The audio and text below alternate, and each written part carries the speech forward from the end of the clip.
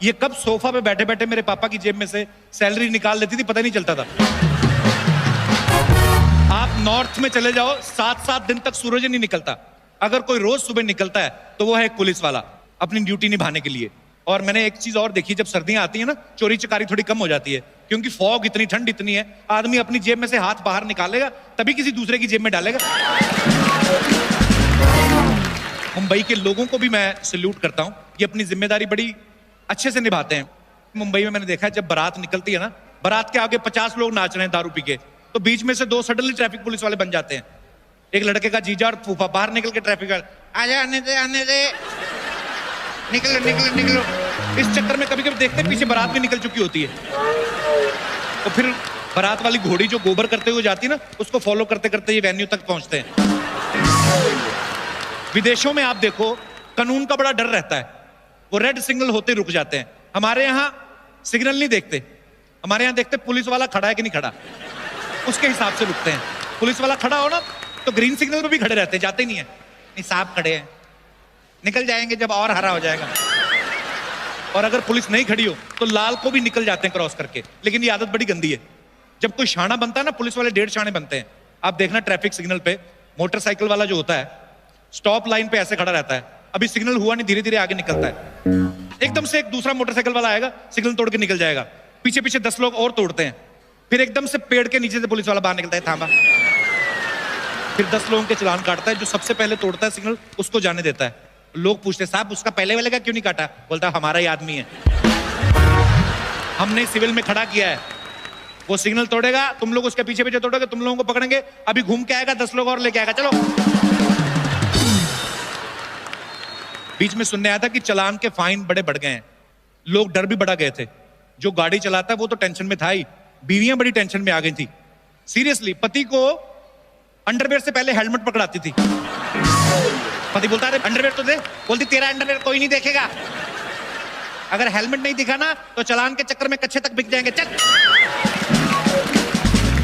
अच्छा, सबको पता है कि ट्रैफिक अगर रूल आप तोड़ते हैं तो फीस फिक्स रहती है कि अगर आपने सीट बेल्ट नहीं लगाई उसका इतना, अगर आपने रेड सिग्नल जंप कर दिया उसका इतना, फिक्स रहते हैं, सरकारी रेट है। लेकिन हमारी लेडीज वहां पे भी बार्गेनिंग कर देती हैं, भैया ठीक ठीक लगा लो, हमेशा आपसे चालान करवाते हैं, और भी तो नाके लगे हुए हैं, हम तो उधर से कटवाते नहीं, जू से भी कटवा सकते थे, हमेशा आप ही के पास आते हैं, देख लो।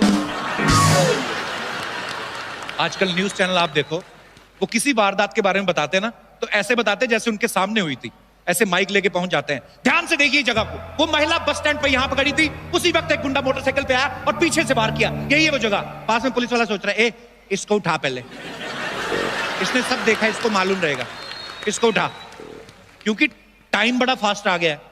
न्यूज चैनल वाले आजकल नए प्रोग्राम शुरू कर दिए उन्होंने, 60 सेकंड में 60 खबरें शुरू तो कर देते हैं, लेकिन न्यूज तो ले दे के वही है 2-4, और फिर ये पहले 3-4 सही सुनाते, उसके बाद बेड़ा गर्क कर देते हैं। शुरू कहां से करेंगे?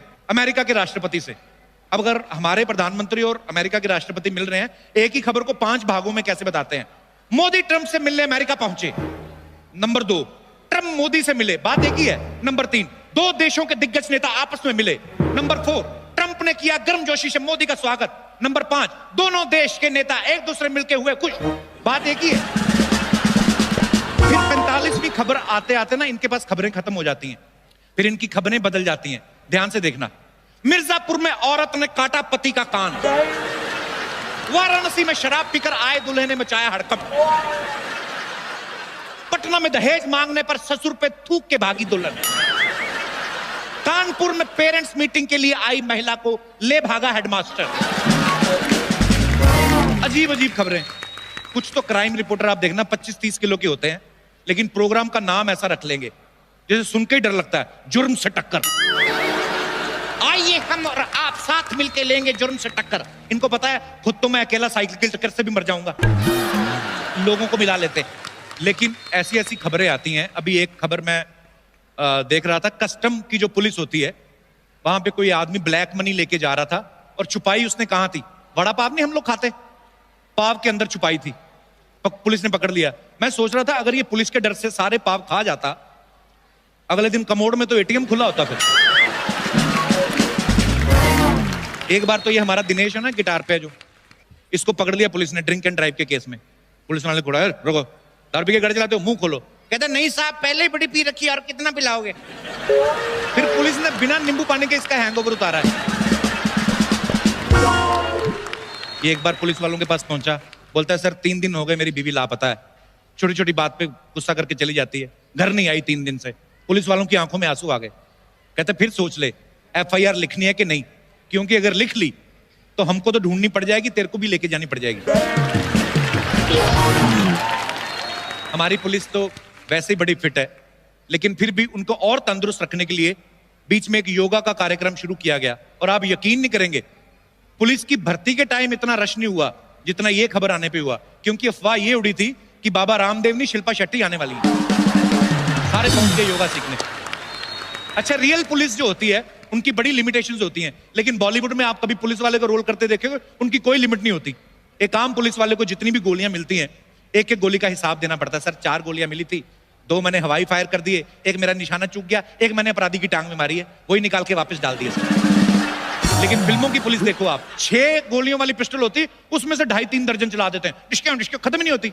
और ये तो तब है जब पुलिस वाले का रोल अक्षय कुमार कर रहे हो। अगर रजनीकांत साहब कर रहे हो, वो तो अपनी पिस्तौल यूज ही नहीं करते, वो तो अपराधी जो गोलियां चलाता है उसी को पकड़ के चला देते हैं। मतलब कमाल है।